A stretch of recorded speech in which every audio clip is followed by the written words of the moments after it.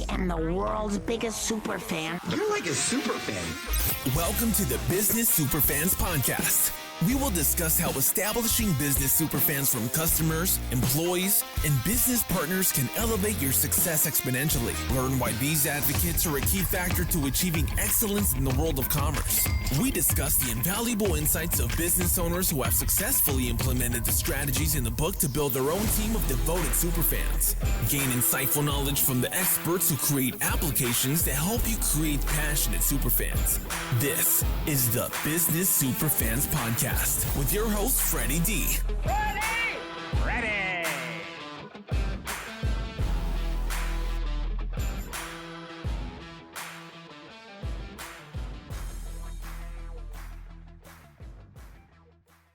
Joey Palomares is an entrepreneur, restaurateur, community builder, and currently serves as the president-CEO of The Spaghetti Shack. The Spaghetti Shack is a community-focused to-go pasta concept with 2 locations, in Tempe and Pinetop, AZ, as well as a mobile food unit. Being a second-generation restaurateur, Joey grew up working in his parents' restaurants where he learned the industry and his philosophy on food, community, and people first. With professional experience in both collegiate sports and mortgage sales, Joey turned back to the restaurant industry with his new philosophy and mission. Good afternoon, Joey Palomarez from Spaghetti Shack. Welcome to the Business Superfans podcast. How are you, Joey? I'm doing great. Appreciate you having us on today. Likewise, we're excited to have you. So let's go back to your story. I watched your video and your 4 friends that you guys got together with from elementary school and started this business. So share that whole story up until how Spaghetti Shack came about. So again, my name is Joey. I'm the owner and founder of the Spaghetti Shack. We're a to-go pasta concept started right here in Tempe, Arizona. And we got started about 3 years ago. Been working on the project for 4 years, but I started this business with 4 of my best friends since we were in kindergarten. We love to tell the story about when we were little kids, said we wanted to own a business one day. And right around the time around COVID, I was getting an itching to do my own business, to become an entrepreneur and to have a business venture. So I kind of contacted them all and said, hey, is this now the time to do it? And luckily it was, but I'm a second generation restaurateur, so I know restaurants. My family's got 20 plus years in restaurant experience. They had a wine bar and a sushi restaurant, my parents did. And I was very fortunate to learn from 2 great restaurateurs. So when I thought about what I wanted to do, I'm like, I know food. So I took a little bit of a dive into that area. But it's been a really fun ride. Getting to do it with people that I love and people that make it fun every day is kind of what keeps me going. So how did you come up with the Spaghetti Shack? Yeah, there was a couple other concepts doing similar things that we looked at. We really liked the idea of this to-go style pasta concept. One of the reasons why I like pasta is affordable. Kids love it. It can be like this family-friendly meal. So when we were kind of deciding what we wanted to do, we saw there were some things in the market, thought that we could do it our own way in something. And then I'm sure we'll talk about the community aspect of it later. But we really just wanted to do something that was us. So instead of starting another brand, we decided to build our own. And then that's how we got going. So what did it take to kind of put this together? Yeah. One, luckily to lean on my parents' experience. They've done it multiple times before. So to be able to lean on them to kind of give us the idea and the blueprint of this is how you got to go get your LLC, of course. And then you got to go into the county with food. The county's a pretty big hurdle for a lot of people. And building permits were something that we struggled with the first time around. But leaning on them. Luckily, all of us had kind of gotten our first big boy jobs, quote unquote, I guess you could say. But the stimulus checks actually were something that we used to invest into our business. So, of course, like everybody with their story, we probably went into it a little naive and a little underfunded just because we were trying to figure it out along the way. But it was definitely a lot of bootstrapping up front. Luckily, had the 4 of us to put in capital to make it work. But it's been a long journey of just figuring things out as we go and building the business and doing it our way, which is something that I say a lot and I take a lot of pride in. What do you mean by your way? So what is your way? We just try to do business in a different way. Like the one thing that I say with food in particular is the big brands dominate the space. I know it's like that in a lot of industries, but if I was to ask you to name 3 restaurants on the top of your head, they're probably restaurants that are inundating you with marketing all the time.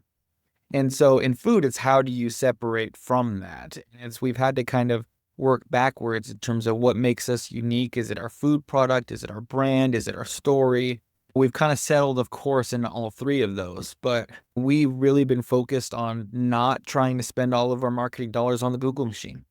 We've been trying to work with local nonprofits, other local businesses to be able to gain entry points into their customer base and make them have good feelings about our brand, because through a brand introduction of a company that they already enjoy.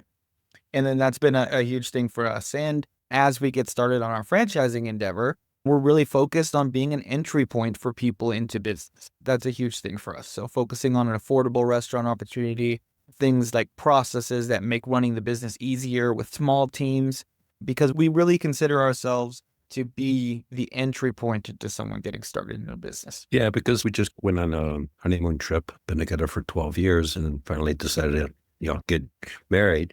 We went on a trip and we ended up in Australia. It's my 6th time there. One of the things that I really admired about the place is that there are a lot of shops like yourselves that are family run, small businesses, and those places are always packed with people. And you didn't see a lot of big box restaurants over there. It's mostly the people that own it. They're making the food. And it was some of the best meals that we had was going through the botanical garden in Sydney. And it was a little place, so we got some sandwiches and some stuff there, and the food was outstanding. Them that were making it was their little store in a great location. So I can appreciate where you're coming from, because having that uniqueness, I've spent a lot of time going to Europe, and the same concept as in Australia. A lot of people have their own little shops, and that's their business every day. The quality of the food is off the charts. The service is off the charts. And going back to Sydney, where there was a miscommunication issue, they took care of it. They fixed it. No big deal, no extra cost. They just wanted to make sure we were happy, and we're super fans of that coffee shop. Yeah, no, great stories. I love that you share that, because one of the things that I pride myself in is the reason I love food is because people connect over it. And you're talking about the stories of the people, the food that you ate on your vacation. While we're not necessarily a tourist spot, we consider ourselves to be the community pasta place, the pasta place in my neighborhood, being takeout, not a destination per se. But our mission is to feed people affordably and quickly so they can spend more time with their loved ones and less time cooking and doing dishes. And it's back to that piece of connection over food that we've built our whole model around. So it's cool to hear from your perspective the memories that you have on your vacations and in the food and the people that were involved in that. So I appreciate you sharing. Thank you. What you guys are doing is you're creating super fans of your community and your patrons coming to your place. They're your sales force. You're not spending a lot of money on the Google engine, but you've got a better engine because you're investing in the word of mouth. And so now your customers are coming in. The food's reasonable. The food is high quality. They're telling everybody, and then you've got a great atmosphere, so that's attractive. So that elevates your brand visibility. So you're doing all the things that you need to be doing to create what I call business superfans that are now promoting your business and are happy to do it, and they do it for free. Yeah, and obviously I would love to say that I do the community stuff, but it does come back to that point that we talked about. It's like, we know we can't compete with McDonald's, Jack in the Box on price. We can't compete on availability. But what we can compete in is how people feel about our brand and about us. We've been very intentional about that since day one. But also, I just believe in building long-lasting relationships with our customers. I think that's a huge thing is we don't want them in the door once. Being that community spot, back I said, not about being the destination place, about the neighborhood place, is we're looking for repeat customers, whether that's once a month, or twice a year. We still want that repeat relationship. And so by doing things like supporting the sports teams in the area and the little leagues that we do our events at, it helps us kind of build that bond with that customer. And we get it all the time in terms of people saying that they heard this from their friend. Yeah, that's just what I call superfans promoting your place. There's a gentleman by the name of Joe Girard. He's passed away, but he's the #1 Chevrolet sales guy. What he did is he created super fans of all his customers. He acknowledged them on their birthdays, on life events, and everything else. People would be lined up to buy a car from Joe because of the way he treated his customers. They were lifetime customers. Their kids would come and buy cars. Their kids' kids would come buy cars from him because that's the guy you went to. So you're doing kind of the same thing, but the product is, in your case, the Spaghetti Shack. Right. That's a brilliant business model because it can only scale cost effectively. Let me add that in there because you've got a team that's promoting you. Now you've opened up another branch. I think you're on your third location or you're opening up your fourth. Which one is it? We have 2 locations and a food truck right now, but we're in the middle of franchising our business. So we're looking for people who want to own or operate, love our model. I always say people want to franchise because they want to own their own business, but they don't want to do it alone. Right. And we're trying to provide an outlet for those to do that. So it's a roadmap, basically. This is how you do it. This is Correct. what you need to do. This is the food. This is how you make it, the whole shebang. Yes. And when did you guys start launching that? We've been working on this since day one. We knew that this was going to be the end goal, is to franchise our business and hopefully one day become a national brand. But we started officially, I guess, soliciting, you would say, about 10 weeks ago. So simply a new project for us. We've just gotten started, and one of our locations is for sale as a franchised opportunity, our Pine Top location. But yeah, things are going pretty well for being so early. We've had a lot of great conversations, and we continue to talk to people who are interested in it and look forward to getting our first one on the books here shortly. Okay. So let's go back to the community. Tell me a little bit about what you guys are doing for the community and how has that transformed your business? That's a great question. And where I'm going to go at is how has it transformed in general? A lot of people ask is like, okay, well, what does community mean? And one of the things that we're excited as we build a system is community means a lot of different things for different people. And so, for example, my fiance is an educator. So education is probably the most important issue for me. If you were to talk to me about what does community mean, it's the education, it's the school systems. So I've been fortunate to have a lot of connections in those areas. But we partner with not only a bunch of school groups, et cetera, to do fundraisers, and we give them good deals on their catering because everybody's got to have an end of the year meal, right? But really, we focused on doing collaboration. So I'll talk about 2. One, we collaborate with $1 Million Teacher Project. It's an organization that fights for the teaching profession in general, not only down from the financing of it and them getting a better paycheck, but also to them being recognized, et cetera. So we've done plenty of things with them, such as sponsoring school meals. We've done in-store campaigns to raise awareness for them. But the one reason I talk about that one in particular, because not only have we done a lot of good work for them, they are one of our biggest advocates. In particular, they go out and talk about us to all the schools who are our potential customers. And they talk about us to their supporters. And I'll run into people every month or so that tell me that one of the reasons that they say that they ordered is because of our relationship with $1 Million Teacher Projects. I know you like the word superfans, is our support to them, us being super fans of them, kind of flipping it back around and supporting their endeavors. They've been really reciprocal in that. And secondly, we work with the Donor Network of Arizona. So if you're familiar, it's organ donation. They've been also a great supporter of ours. So we did a donation drive. We kind of tested this avenue for them because they've never really worked with a restaurant on the level that we worked with. So we were signing people up to become organ donors at the restaurant. And if they did, or even showed that they were, we had a special cheesecake for them. We were sharing it on ours, and we were able to kind of put our brands together and help each other in that way.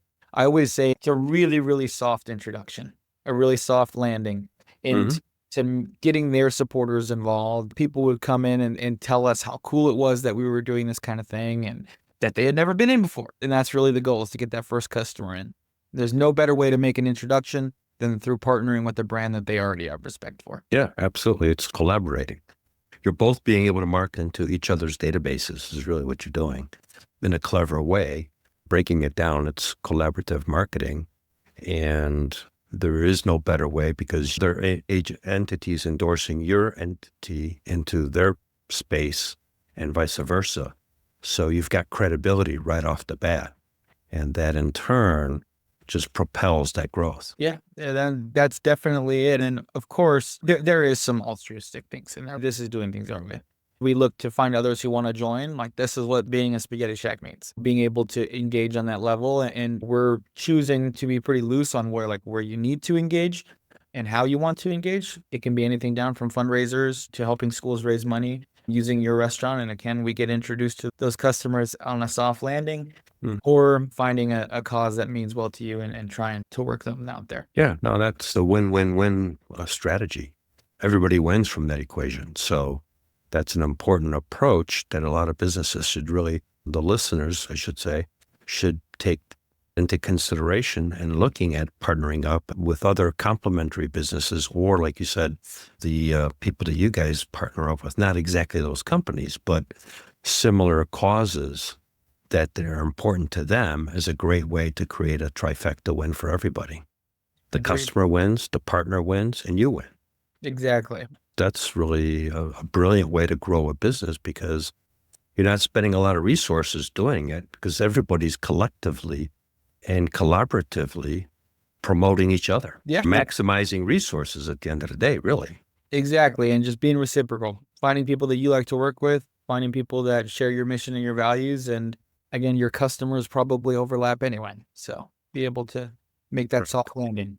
Can you share a story of something that you guys did for one of these charities, and how did that come about? I guess an initiative that we feel very strongly about is our Shacktacular initiative. So what we try to do is we throw a party for our anniversaries, and basically we raise money for our nonprofit partners. So of course we are donating our food and our time, and we sell tickets to raise money for our nonprofit partners. But it allowed us to get all of our stakeholders, all of our catering partners, everybody in one room at one time to remind ourselves of them. So it's kind of like this double-edged thing where they're coming to support us, they're coming to support our nonprofit partners. But the first one was a really special night. And if you want to check out anything from it, we have a brand video on our website that shows some clips and footage from that first night that we had. Yeah, I watched that earlier. Yes. That's why I was asking the question. Yeah. So it's a great opportunity for us to connect with our community and connect with our friends and family of our business and do something good. But that's probably where our relationship was solidified with $1 Million Teacher Project. We've been able to make donations to a couple other nonprofits through the program as well, such as Tempe Community Action Agency here in the Valley. We're looking forward to our future owners being able to run that program as well. Yeah, that's very important. I had a customer in Michigan who's a diabetes doctor. He's world renowned and speaks all over the world. He was my customer for 10 years. What he would do every year is hold a customer appreciation event in the summer, rain or shine, and it was outside, have food catered in, invite the customers, invite all his suppliers, the people to provide the shots for the insulin and everything else. It'd be a 3-hour lunch fest, but it gave all his patients the ability to go and talk to all these people, not on the clock, but on a Saturday. I would go there and videotape some of his patients, and that's how we got a bunch of video testimonials for his practice. It just exploded his business because it was all goodwill, just like you're talking about. Here, he just did it as a customer appreciation event, but at the same time, he recognized all his partners and medical suppliers. And as you're doing it in a little bit of a different way, similar concept. Absolutely. Yeah. And I love that idea. I used to work in sports, and that's a big thing in sports is that fan appreciation day. So it's cool to see other people taking that concept and bringing it to their business. One of the things I wrote in my book, Creating Business Superfans, that I'll give you a play that you could turn around and announce that, hey, don't tell my CFO, but it's my birthday and I'm giving stuff away. And advertise it that you're throwing a birthday party for yourself and you're giving away something. People that stop by to get it are most likely going to buy something. Another customer of mine, they do pot pies. And what they did is anybody who would spend over $100, they would do a chicken dance, because chicken pot pies was what they started out selling. We would videotape and this gal doing a chicken dance running around because someone spent $100. And that went viral for them. And they ended up getting on the news and everything else. She started it from her kitchen, and I worked with her on some of the business development ideas, some of the digital marketing ideas for about 10 years. Now she's into major grocery stores and beyond. So you're on the same trajectory. Yeah, I sure hope so. And things are looking good for us right now. We're excited about where we're going. That's why, for example, the put it into Google, see your return on ad spend, that stuff is obviously very important because you need to be able to get back. But sometimes that goodwill is a little bit harder to measure. But I think that they are to be used in concert with one another. I don't think it's all in on one or the other. But yeah, I credit a lot of our growth and our consistent growth over time to be towards that mindset. Like I said, it's changed over time. And as we continue to grow, it's not the same stuff, it's not the same partners, but we're just constantly looking for the outlet, I guess is what I'll say. Right. So how did you guys come up with the menu? What's the uniqueness of the menu? Started as spaghetti and meatballs only, which is really weird to say. But again, we looked at a couple other concepts. There was some other things that we're doing. So we're like, okay, let's build this and we'll grow from there. One of the things that I really like is that people are eating build your own style food now a lot. I mean, of course, Chipotle was the one that kind of took that off, but there's other like Kava that are doing it on the Mediterranean level. And even there's some competitors in our space that do a similar type thing. But we really like to build your own. So we kind of decided, let's slowly introduce items to see how people can create their own meals. So now we have a couple different noodles, we have a couple different sauces, and a couple different proteins. You're able to build how you want. And being a family style concept, we actually ask you how many people you're going to feed. That's the first thing. So we have our small, mid, and full. It's great because, for example, being family style and family focused, we're really focused on those large ticket orders. So your families in groups. A lot of times it's hard for the mother or the caretaker to ask every individual kid what they want to eat. So what makes it great for us is I know that we want pasta today. I'm going to get one large bowl for the whole family. We're going to build it, add some proteins, add some chicken, some sausage, some meatballs, and we'll call it a day and everybody's happy. So that's what really separates us there. But we have our menu split for two things. One is to build your own, but two, we have our Shack Favorites menu, which is very geared towards being searchable. What I mean by that is anything about DoorDash and how people are eating food these days. DoorDash is a marketplace, meaning that when they go on there, they don't necessarily know what they want to eat. So if they've never been introduced to your brand, but they're really hungry for chicken Alfredo, and all you do is a build your own pasta concept, you're probably not going to come up. So we have our Shack Favorites menu that has your traditional chicken Alfredo, chicken Parmesan, meatball subs, things like that. So we can still capture that market that's searching for us. And being takeout only, we have to be very digitally focused in the way that we present. So we kind of have this menu that allows us to do both. And I think that that's very, very cool. It is cool. I like that idea because you're basically covering all bases. Use it from a sports term. You've got all aspects of it. You got the family, you got the person just wants a sandwich, and your radar for all the above. Exactly. And while we're focused on the larger groups, we don't want to ignore the people that were feeding themselves. Because if you're eating alone, you're not necessarily thinking, oh, I'm going to go to a family style restaurant, right? But by having the two menus that are essentially the same thing, just split in two different ways, we're able to have the right menu for both types of customers. Because there's a lot of people that are not a family, they're single, and they don't want to cook. Order from us so they don't have to do the dishes. Yeah. When I was single, I would order, or I would go and pick it up, but I don't want to have to do the dishes. Yeah, exactly. And nobody does. And that's kind of what we've built our whole concept around, is not having to do that. Save time. It's a big thing, and trying to be affordable so they can save money as well. I mean, a lot of people, especially, we have customers that come in and will get the largest meal and they'll just split it up over days. Because again, if you're by yourself, sometimes it can be more expensive to go to the grocery store at times and not be able to use it. So that's one thing that we really focus on, is just being able to be that affordable option. It's hard these days, I'm not gonna lie, with labor and food and everything else that's increasing. I know there's a bunch of industries that can say that, but we try our very best to keep our prices as low as we can. I looked at the site and they are very reasonable. That's one thing I gotta say. But it wouldn't get there very good. So the virtual medium we got going on here doesn't really work for the eating portion. No, and I'm up in Cave Creek. You're down in Tempe, so it'd get cold by the time we got here. Flooding.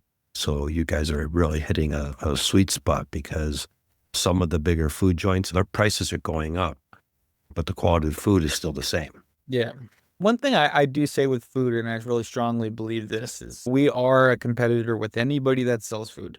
What I mean by that is we are competing with the grocery store. We're competing with other restaurants, but it's back to that value proposition. It's like, what is your value proposition that's different than the grocery store?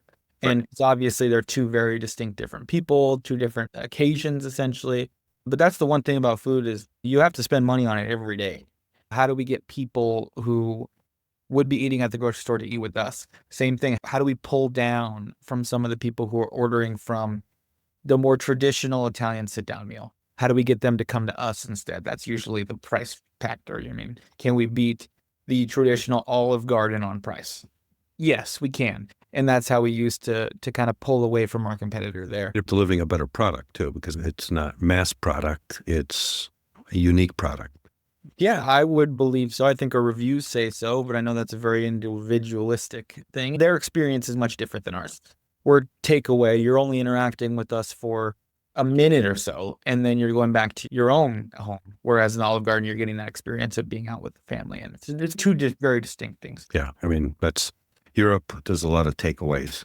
And the same thing when I was in Australia and New Zealand. We had a couple sit downs, but we also did several takeaways, and those were some of the best meals. Yeah, the way that the industry is going. I mean, if you look at some of the bigger box restaurants that are struggling right now, it's Red Lobster, Fuddruckers just closed. It's just not the way people are eating food these days.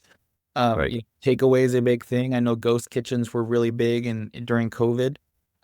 Not so much anymore, but they're still there. But you're seeing this transformation into quick service. The brands that have taken over are the Chipotles of the world. I can come in, I can get my food because I've got a busy schedule. We don't live the same lives that we used to. And also, it helps you keep costs down. That's the one thing that people don't realize. If you're sitting down, you have more cooks, you have more people in the kitchen, you have more people washing dishes, you have people to serve. And within the day and age that we live right now, with labor being What it is. almost a premium product, in which I totally understand the direction we're moving, but the business models have to change with it. It's no longer as viable. Obviously, there's a lot of brands making it work to run a large restaurant with the staff that has to be there. That's why you're seeing some of the other brands cut down on menus because that helps the staff come down, but also the focus on takeout and delivery because you don't need as many people. And that's just speaking for here in the Valley. That conversation is accelerating even faster in California with some of the stuff that they've got going on with their $20 minimum. But yeah, we believe that we have a product and a model that's not only built for now, but built for the future.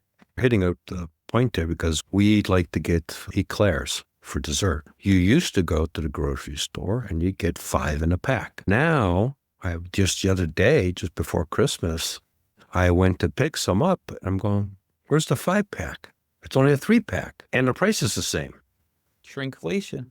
It was like, wait a minute, this doesn't work. But I was like, why 5 in the first place? But okay, the two of us would flip for the last one, but it just didn't make sense, the weird number they put together either. But the price was exactly the same. Yeah, and one thing that a lot of people don't think about is, yes, it is food cost. The price of everything that we bring in has gotten more expensive, but also it's the people that are actually creating that value. And at some point we have to decide as a society, are we willing to do that or not? But not to get into that question, but that's what a lot of the price increases come down to in restaurants is that we still have to have the same amount of people. Those people are making more money now. And in order to keep the margins that we're all looking for, we have to increase prices. And believe me, we don't like it either. I get chills every time I think about raising my prices because I know that our customers are expecting one thing and it's a really hot button market. You talked about shrinkflation earlier and shrinking portion sizes. Yeah, that's been an industry standard over the last couple of years too, because the market has shown that people do not want that price increase. So how can we slip that margin in somewhere else? Shrinking portion sizes is kind of the way that some of the larger brands have gone. My wife just bought something about a week ago and she goes, does this look smaller? And we had a piece of the other one and yeah, it was a 1/2 inch all the way around. It was a little bit less in size. So yeah, they shrunk it. Price is the same, but the product was less. Yeah, no, it's everywhere. Food, non-food items are even doing it.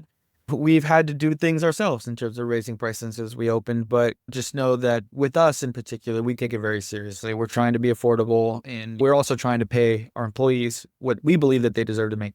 So it's a little bit of a cat and mouse, walk the tightrope type game that we're all playing in our space right now. Let's get out of the pricing conversation and go back to what you guys are doing to grow and doing some great things with the community. You've opened up 2 places plus a food truck. How's the food truck doing?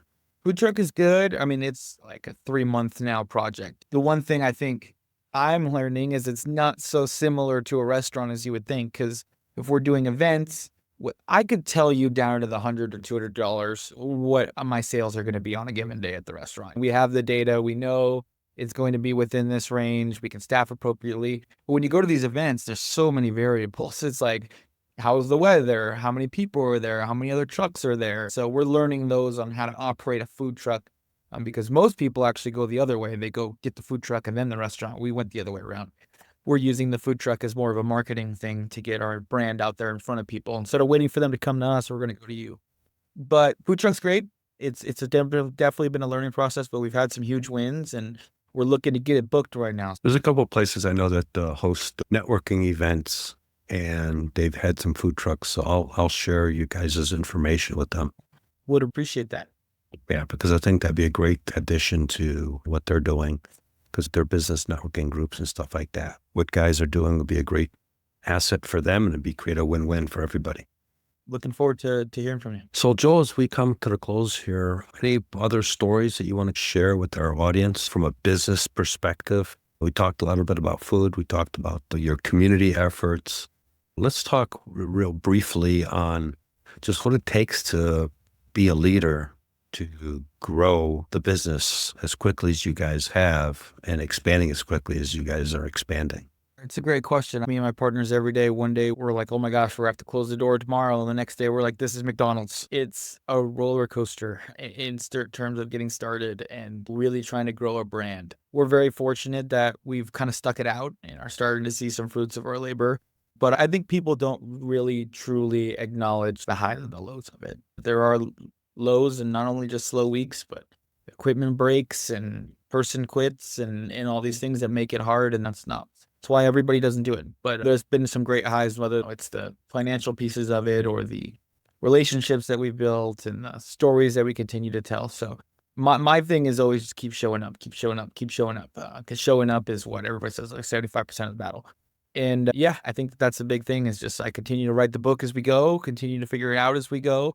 We are definitely building planes as we fly them. This is what we like to say, but I think that's the beauty of entrepreneurship, is it's just figure it out as you go. In order to be an entrepreneur, you got to be a problem solver. And I think that's the one thing that I pride myself in, is like, yes, we're going to put an obstacle in front of me, but we're going to figure out how to get around it.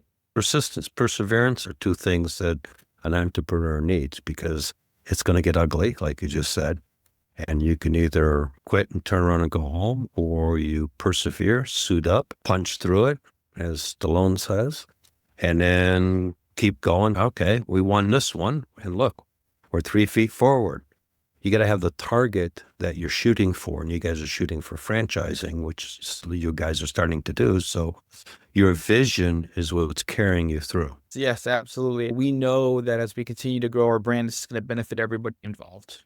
Food costs go down when you have more buying power, and you're able to negotiate better pricing with third-party vendors and everything like that. We're definitely just keeping our eyes on the prize and looking forward to seeing where this takes us. Great stories. I'm sure our listeners got a lot of great takeaways of what it takes to get a carry-out restaurant to launch and grow. More importantly, the great things you guys are doing with the communities and the schools. I mean, that's where you get creating your super fans, which is propelling your business. So thank you very much for sharing all those stories. Yep. And how can our listeners find you guys?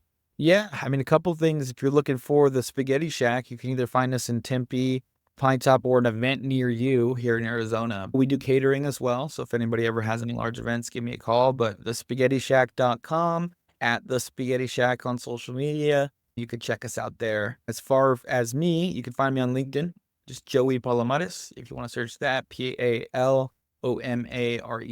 I know you'll see that in the podcast thing that you're listening to here, but I'm always open for a connection. So we'd love to talk about what you do, maybe how we're able to collaborate. Yeah, consider myself to be a connector. So would love to get connected with your listeners. So if there's anybody out there that is interested, please reach out. But of course, if anybody trying to open a restaurant, before they had that dream their whole life, give me a call. You got an opportunity for them. Do you have a free offering for our listeners? If anybody wants to come check us out, it is going to be at either the Tempe or the Pine Top location. We're offering a free small shack, which is our pasta bowl for one. That'll be available for the 2 weeks after this drops. So whatever date it drops, we'll put it out there for 2 weeks. Come on in, try us out. Just mention the podcast. Literally just say podcast when you're ordering. and then they will take care of that for you. Thank you very much for being a guest on a Business Superfans podcast. It was a pleasure chatting with you, and I wish you all the success, and I look forward to continuing the conversation down the road. Yeah, appreciate you having us. We hope you took away some useful knowledge from today's episode of the Business Superfans podcast. The path to success relies on taking action. So go over to businesssuperfans.com and get your hands on the book if you haven't already. Join the Accelerator community and take that first step in generating a team of passionate supporters for your business. Join us on the next episode as we continue guiding you on your journey to achieve flourishing success in business.